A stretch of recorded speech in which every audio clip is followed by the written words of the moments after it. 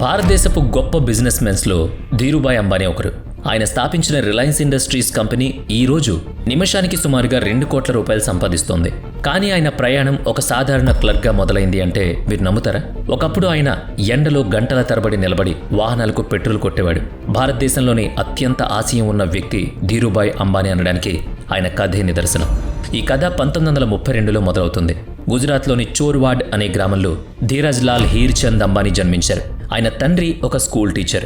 ఊళ్ళో ఆయనకు మంచి గౌరవం ఉండేది. కానీ ఆయన జీతం అతిపెద్ద కుటుంబాన్ని పోషించడానికి సరిపోయేది కాదు. 7 ఉన్న ఆ కుటుంబం ఒక చిన్న 2 గదుల ఇంట్లో ఎలాగోలా బ్రతికేది. కానీ ఆ పేదరికం ధీరుభాయ్ ఆత్మవిశ్వాసాన్ని దెబ్బతీయలేకపోయింది. చిన్నప్పటి నుంచే ఆయనకు ఒక రకమైన కాన్ఫిడెన్స్, ఏదైనా సాధించాలనే ఆకలి. ఆ కుర్రాడు ఖచ్చితంగా ఏదో ఒక రోజు పెద్ద స్థాయికి వెళ్తాడని చుట్టుపక్కల వాళ్ళు కూడా నమ్మేవారు. చదువు కోసం ఆయన తన 12వ ఏట జునాగఢ్ వచ్చారు. వాళ్ళ ఆర్థిక పరిస్థితి బాలేకపోవడంతో బహదూర్ కాంజీ హై స్కూల్లో ఆయనకు ఫ్రీ స్టూడెంట్గా సీట్ ఇచ్చింది. 1940వ సమయంలో భారతదేశం ఇంకా బ్రిటిష్ పాలనలో ఉంది. అందుకే 1946లో కేవలం 14 ఏళ్ల వయసులోనే ధీరుభాయ్ తన స్నేహితుడు కృష్ణకాంత్ వఖారియాతో కలిసి జునాగఢ్ విద్యార్థి సంఘం అనే ఆర్గనైజేషన్ పెట్టారు. స్వాతంత్ర ఉద్యమంలో ఆయన చురుగ్గా పాల్గొన్నారు.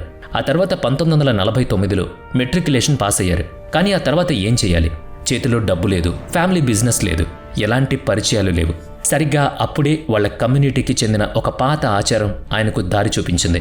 శతాబ్దాలుగా గుజరాతీ కుర్రాళ్ళు అరబ్ దేశాలకు వెళ్లడం ఒక అలవాటుగా ఉండేది. అక్కడ ఒక 8 లేదా 10 ఏళ్ల పాటు పనిచేసి డబ్బు దాచుకుని మళ్లీ వెనక్కొచ్చి సొంతంగా వ్యాపారం పెట్టుకునేవారు. అందుకే తన 16వ ఏట ధీరుభాయ్ ఒక స్టీమర్ ఎక్కి ఇంటికి 2400 కిలోమీటర్ల దూరంలో ఉన్న ఎడెన్ నగరానికి బయలుదేరారు. ఎడెన్ చేరుకున్నాక ఏబెస్సే అండ్ కంపెనీలో ఒక ఉద్యోగం కోసం ఇంటర్వ్యూకి అప్లై చేశారు. ఎర్ర సముద్రం ప్రాంతంలో జరిగే వ్యాపారంలో దాదాపు 80% ఈ కంపెనీ చేతుల్లోనే ఉండేది. కార్లు, జంతువుల చర్మాలు, పెట్రోలియం ప్రొడక్ట్స్ ఇలాంటివి వాళ్ళు అమ్మేవారు. అదృష్టవశాత్తు ఆయన్ని ఇంటర్వ్యూ చేసిన మంగన్భాయ్ పటేల్ కూడా ఒక గుజరాతీనే. ఆ ఇంటర్వ్యూలో ధీరుభాయ్కి ఒక టెస్ట్ పెట్టారు. టైమ్స్ ఆఫ్ ఇండియాలోని ఒక ఆర్టికల్ చదివి దాని సారాంశాన్ని ఇంగ్లీష్లో రాయమన్నారు. ఆయన ఆ టెస్ట్ను చాలా సులువుగా పాస్ అయి అక్కడికక్కడే ఉద్యోగం సంపాదించాడు. మొదట్లో ఆయన పని ఎండలో గంటల తరబడి నిలబడి వాహనాలకు పెట్రోల్ కొట్టడం. దాంతోపాటే షెల్ కంపెనీకి చెందిన పెట్రోలియం, ఆయిల్, గ్రీజ్ ప్రొడక్ట్స్ను ఊరూరు తిరిగి మార్కెటింగ్ చేయడం. ఇంటర్వ్యూ చేసిన మంగన్భాయ్ పటేల్ చాలా ఏళ్ల తర్వాత ఒక విషయం చెప్పారు. ధీరుభాయ్ నడిచే తీరు చూస్తుంటే ఆయనకు ఎక్కడికో త్వరగా చేరుకోవాలన్న ఆరాటం చేతిలో చాలా తక్కువ సమయం ఉన్నట్లుగా అనిపించేది.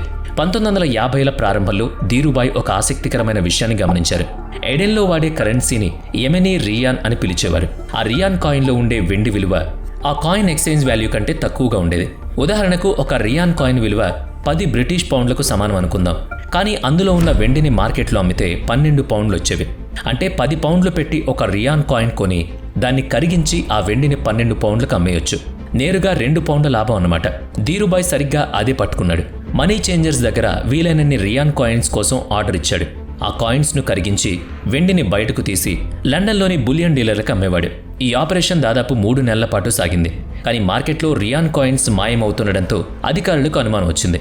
దాంతో ధీరుభాయ్ ఆ పని ఆపేయాల్సి వచ్చింది. కానీ అప్పటికే ఆయన ₹1,00,000 సంపాదించాడు. వరుస ప్రమోషన్లతో 1956 నాటికి ఎడెన్ మిలిటరీ బేస్లో రీఫ్యూయలింగ్ ఆపరేషన్స్కి ఆయన మేనేజర్ అయ్యాడు. కానీ ఆయన తనను తాను కేవలం ఉద్యోగిగా పరిమితం చేసుకోవాలనుకోలేదు. పని పూర్తయ్యాక ఎడెన్ మార్కెట్లో తిరుగుతూ అక్కడ వ్యాపారులను చూసి చాలా విషయాలు నేర్చుకున్నాడు. కొద్ది రోజుల్లోనే ఆయన సొంతంగా బియ్యం, చక్కెర లాంటి వాటితో ట్రేడింగ్ మొదలుపెట్టాడు. ఆ తర్వాత 1954లో తన 22వ ఏట జామ్నగర్కు చెందిన ఒక పోస్ట్ మ్యాన్ కూతురు కోకిలాబెన్ను పెళ్లి చేసుకున్నాడు. పెళ్లి తర్వాత ఆమె కూడా ధీరుభాయ్తో పాటు ఎడెన్ వచ్చేశారు. 1957లో వాళ్ల మొదటి కొడుకు ముఖేష్ అంబానీ ఎడెన్లోనే జన్మించాడు.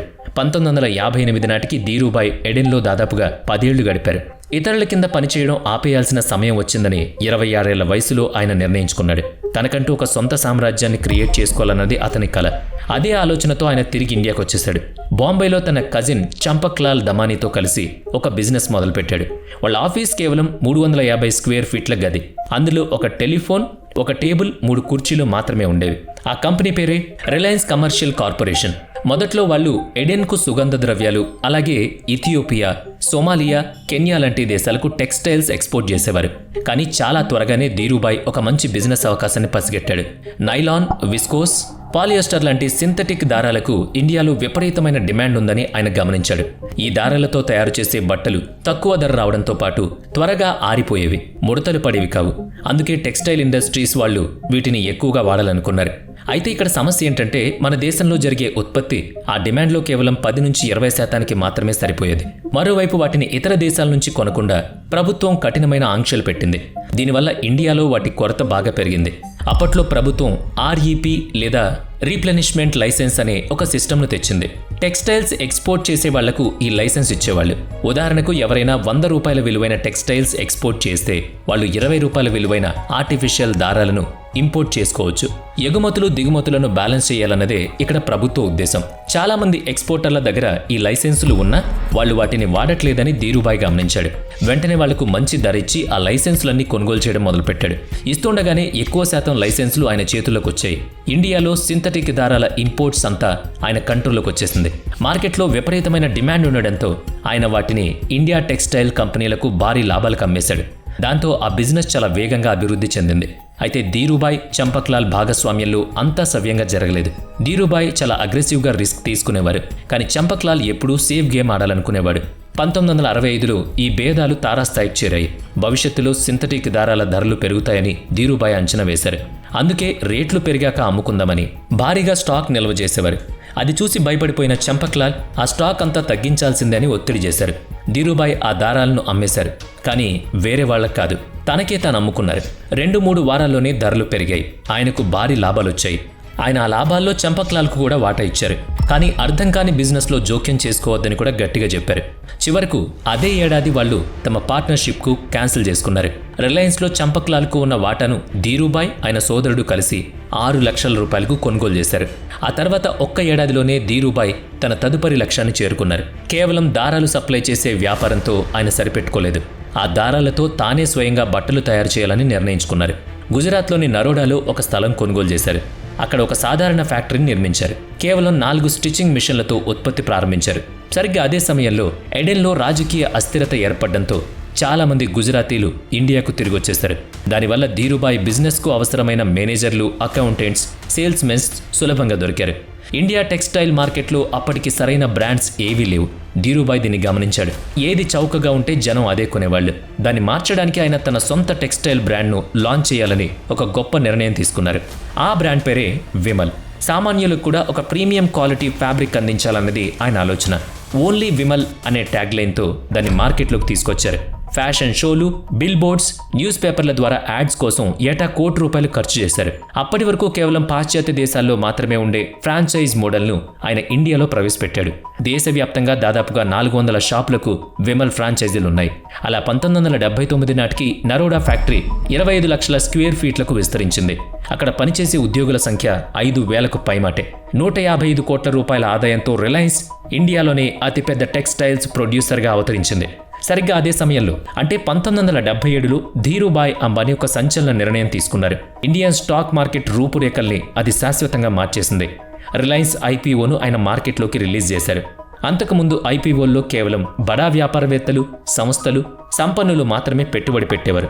కానీ భారతదేశపు మధ్యతరగతి ప్రజలను తన పార్ట్నర్స్గా మార్చుకోవాలని రిలయన్స్ లక్ష్యంగా పెట్టుకుంది. ఒక్కో షేర్ను ₹10 చొప్పున మొత్తం 28 లక్షల షేర్లను వాళ్ళకు ఆఫర్ చేశారు. ఆ IPO ఏకంగా 7 రెట్లు ఓవర్ సబ్స్క్రైబ్ అయింది. ఆ తర్వాత 1978లో రిలయన్స్ షేర్లు బాంబే, అహ్మదాబాద్ స్టాక్ ఎక్స్చేంజ్లో ట్రేడ్ అవ్వడం మొదలుపెట్టాయి. లిస్టింగ్ రోజే షేర్ వాల్యూ పెరగడమే కాకుండా కొన్ని నెలల్లోనే అది ₹50కి చేరుకుంది. పెట్టుబడిదారుల డబ్బు 5 రెట్లు పెరిగింది. స్టాక్ మార్కెట్ ద్వారా ఇండియాలో సామాన్య ప్రజలు ఇంత భారీగా సంపద సృష్టించడం ఇదే తొలిసారి. కానీ ఈ కథలో త్వరలోనే ఒక విలన్ ఎంట్రీ ఇచ్చాడు. 1982లో కోల్కతాకు చెందిన ఒక బేర్ కార్టెల్ రిలయన్స్ షేర్ల మీద కన్నేసింది. మార్చి 18న ఆ కార్టెల్ రిలయన్స్ స్టాక్స్పై భారీ దాడికి దిగింది. రిలయన్స్ షేర్లను షార్ట్ సెల్లింగ్ చేయడం మొదలుపెట్టింది. మార్కెట్ నుంచి షేర్లను అప్పుగా తీసుకుని అప్పట్లో ఉన్న ₹131 ధరకు వాటిని అమ్మేయాలన్నది వాళ్ల ప్లాన్. అలా వరుసగా అమ్ముతూ పోతే జనం భయపడి వాళ్ళు కూడా అమ్మేస్తారు. దాంతో ధర మరింత పతనమవుతుంది. ఒక వారం తర్వాత తగ్గిన ధరకు షేర్లను కొని అప్పు ఇచ్చిన వాళ్లకు తిరిగి ఇచ్చేయొచ్చు. అమ్మిన ధరకు కొన్న ధరకు మధ్య ఉన్న తేడానే వాళ్ల లాభం. సాధారణంగా షార్ట్ సెల్లింగ్ ఇలాగే పనిచేస్తుంది. కేవలం అరగంట వ్యవధిలో ఆ బేర్ కార్టెల్ దాదాపుగా ₹3,50,000 రిలయన్స్ షేర్లను అమ్మేసింది.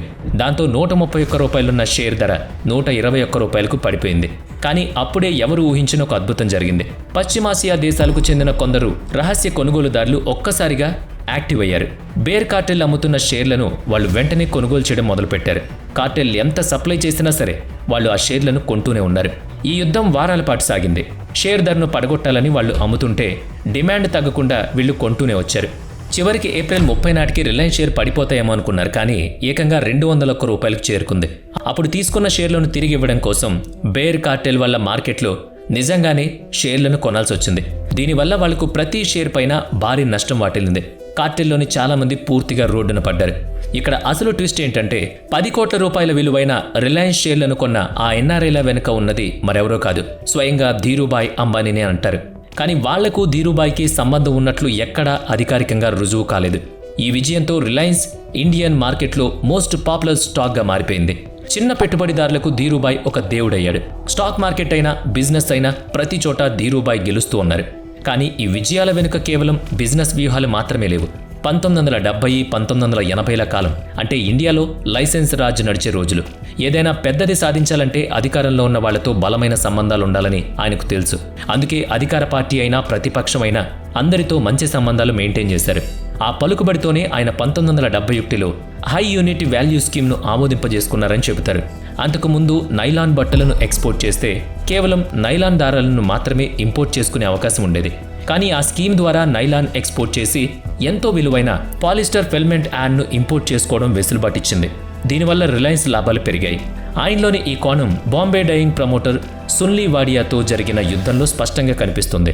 టెక్స్టైల్ రంగంలో రిలయన్స్కు బాంబే డయింగ్ ఒక డైరెక్ట్ కాంపిటీటర్. వాడియాను దెబ్బతీయడానికి ధీరుభాయ్ అన్ని రకాల వస్త్రాలు వాడాలని అంటారు. బాంబే డయాంగ్ ఒక మ్యానుఫ్యాక్చరింగ్ ప్లాంట్ పెడుతున్నప్పుడు ప్రభుత్వం వాళ్ళ లైసెన్స్ను 2 ఏళ్ల పాటు మిస్టరీగా ఆపేసింది. ఆ ప్లాంట్కు సంబంధించిన మిషనరీ రాగానే కస్టమ్స్ అధికారులు ఇన్స్పెక్షన్ పేరుతో దాన్ని 4 వారాల పాటు అడ్డుకున్నారు. సరిగ్గా అదే సమయంలో వాడియాకు వ్యతిరేకంగా మీడియాలో ఒక నెగిటివ్ క్యాంపెయినింగ్ మొదలైంది. ఆ ప్లాంట్ ఒక చెత్త అని, అక్కడ నాసిరకం వస్తువులు తయారు చేస్తున్నారని ప్రచారం. ఆ ఆర్టికల్స్ రాసిన చాలామంది జర్నలిస్టులకు డర్టీ డజన్ అనే పేరొచ్చింది. వాడియాపై బురద చల్లడానికి వాళ్లకు డబ్బులిచ్చారని ఆరోపణలు కూడా ఉన్నాయి. కానీ ఈ బిజినెస్ యుద్ధం వన్ సైడ్గా జరగలేదు. ది ఇండియన్ ఎక్స్ప్రెస్ యజమాని రామ్నాథ్ గోయంకాకు నుస్లీ వాడియా చాలా సన్నిహితుడు. ధీరుభాయ్ మీడియాను మేనేజ్ చేస్తున్నారని అర్థమైన గోయంకా తన మీడియా సామ్రాజ్యాన్ని రిలయన్స్ పైకి వదిలారు. ఆయన స్వామినాథన్ గురుమూర్తి అనే ఒక ఇన్వెస్టిగేటర్ జర్నలిస్ట్ను రంగంలోకి దింపారు. రిలయన్స్ బిజినెస్కి వ్యతిరేకంగా ఎన్నో సంచలన కథనాలు ప్రచురించారు. అలా 1985 నాటికి రిలయన్స్కు దాదాపుగా 27 కోట్ల రూపాయల ఎక్సైజ్ ఎగవేత నోటీసులు వెళ్లాయి. సిబిఐ విచారణ కూడా మొదలైంది. ఏళ్ల తరబడి సాగిన ఈ బిజినెస్ యుద్ధం ధీరుభాయ్ ఆరోగ్యంపై తీవ్ర ప్రభావం చూపింది. 1986లో ఆయనకు భారీ స్ట్రోక్ వచ్చింది. కుటుంబ సభ్యులు ఆయన్ని అమెరికాలోని ఒక ఆసుపత్రిలో చేర్పించారు. వారాల పాటు ఆయన చావు బ్రతుకుల మధ్య పోరాడారు. ధీరుభాయ్ శకం ముగిసిపోయిందని చాలామంది అనుకున్నారు. కానీ 1986 మార్చిలో ఆయన తిరిగి ఇండియా రాగానే అందరూ షాక్ అయ్యారు. ఆయన శరీరంలో కుడి భాగం పక్షవాతానికి గురైంది. చెయ్యి వంకరపోయింది. నడవడం కష్టంగా మారింది. కానీ ఆయన కళ్లల్లో ఆ మంటలు చల్లారలేదు. ఆ స్ట్రోక్ ఆయన శరీరాన్ని స్లో చేసుండొచ్చు, కానీ ఆయన మెదడు అంతకంటే షార్ప్గా మారింది. వచ్చిన వెంటనే ఆయన మళ్లీ బిజినెస్లో మునిగిపోయారు. ఆయన తన జీవితంలో అత్యంత పెద్ద కలను నెరవేర్చుకోవాల్సిన సమయం వచ్చింది. ఆ కలే ఇండియన్ పెట్రోలియం ఇండస్ట్రీ రూపురేఖలు శాశ్వతంగా మార్చేయడం. 1980 వరకు మినిమల్ బట్టలు తయారు చేయడానికి రిలయన్స్ వేరే వాళ్ల దగ్గర పాలిస్టర్ దారాలు కొనేది. ఆ దారాలను కెమికల్స్తో తయారు చేస్తారు. ఆ కెమికల్స్ పెట్రోలియం ప్రొడక్ట్స్ నుంచి వస్తాయి. ఆ పెట్రోలియం ప్రొడక్ట్స్ ముడి చమురు నుంచి వస్తాయి. ఆ ముడి చమురును రిఫైనరీలో శుద్ధి చేస్తారు. ముడి చమురు శుద్ధి చేయడం నుంచి బట్టలు తయారీ చేసే వరకు ప్రతిదీ రిలయన్స్ కంట్రోల్లోనే ఉండాలని ఆయన కల. దీన్నే బ్యాక్వర్డ్ ఇంటిగ్రేషన్ అంటారు.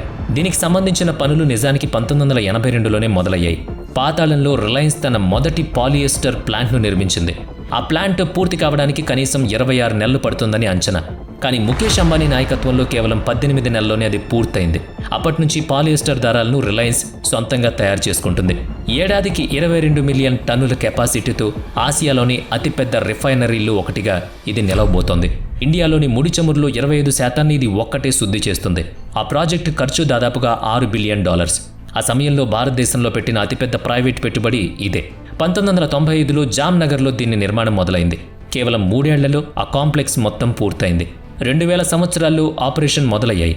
2001 నాటికి ఆ రిఫైనరీ తన సామర్థ్యాన్ని మించి అంటే 107% కెపాసిటీతో పనిచేసింది. డీజిల్, పెట్రోల్, కిరోసిన్ లాంటి ఇంధనాలతో పాటు పారాజైలిన్, నాఫ్తా లాంటి పెట్రోకెమికల్స్ను కూడా ఉత్పత్తి చేసింది. ధీరుభాయ్ కన్నా బ్యాక్వర్డ్ ఇంటిగ్రేషన్ కల దీంతో పూర్తయింది. ఆ రిఫైనరీ ఒక ఎడారి లాంటి ప్రాంతంలో నిర్మించారు. అందుకే ధీరుభాయ్ ఆ చుట్టుపక్కల సుమారుగా 62,000 మామిడి చెట్లను నాటించారు. ఆ తర్వాత మరో 36,800 చెట్లు నాటారు. దీంతో మొఘల్ చక్రవర్తి అక్బర్ పేరిట ఉన్న 1,00,000 మామిడి చెట్ల రికార్డ్ బద్దలైపోయింది. 2002 ఏప్రిల్లో రిలయన్స్ షేర్ హోల్డర్ను ఉద్దేశించి మాట్లాడుతూ ధీరూభాయ్ ఒక విషయం చెప్పారు. తన యవ్వనంలో ఎడెన్లో ఒక మల్టీనేషనల్ ఎనర్జీ కంపెనీలో సేల్స్మెన్గా పనిచేస్తున్నప్పుడు ఇండియాకు తిరిగి వచ్చి ఒక గ్లోబల్ ఎనర్జీ కంపెనీని స్థాపించాలని కలలు కన్నారట. ఆ కల ఇప్పుడు నెరవేరింది. అయితే ధీరూభాయ్ అంబానీ షేర్ హోల్డర్స్తో మాట్లాడడం అదే చివరిసారి అవుతుందని ఎవరూ ఊహించలేదు. 2 నెలల తర్వాత 2002 జూన్ 24న ఆయనకు మరోసారి స్ట్రోక్ వచ్చింది. 2002 జూలై 6న ఆయన తుది శ్వాస విడిచారు. మనం కనే కలలు పెద్దవిగా ఉండాలి, మన ఆశయాలు ఉన్నతంగా ఉండాలి, మన పట్టుదల మొండిగా ఉండాలి, మన ప్రయత్నం మరింత గొప్పగా ఉండాలి అని ధీరూభాయ్ తరచుగా చెప్పేవారు. ఈ మైండ్ సెట్తోనే ఒక పల్లెటూరి స్కూల్ టీచర్ కొడుకు భారతదేశపు అతిపెద్ద కంపెనీని నిర్మించాడు. అతనే ధీరూభాయ్ అంబానీ. వీడియో నచ్చితే లైక్ చేయండి, షేర్ చేయండి. ఇప్పటివరకు మన ఛానల్ని సబ్స్క్రైబ్ చేయనట్లయితే ఇప్పుడే సబ్స్క్రైబ్ చేసుకుని పక్కనే ఉన్న బెల్ ఐకాన్పై క్లిక్ చేయండి. నెక్స్ట్ వీడియోలో మళ్ళీ కలుద్దాం. Thanks for watching.